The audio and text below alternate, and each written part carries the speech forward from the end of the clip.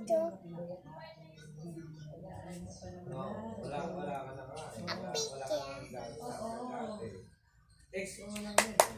Extra. Sense of responsibility talaga, napaka-importante. Lagi ko rin sinasabi na, La la la la la la la. it's not always about La la la la la. isipin mo, lola mo, lolo mo. Putaran ako to na. Ako nga, kahit hindi nyo na ako isipin as parent nyo. Isipin mo, yung mga taong nakapaligid sa inyo. Kahit ako, wag nyo na ako isipin. Pero based sa akin yung tatay ko. Hindi mo wala ka responsibilidad. Lagi ka may responsibilidad. Yes.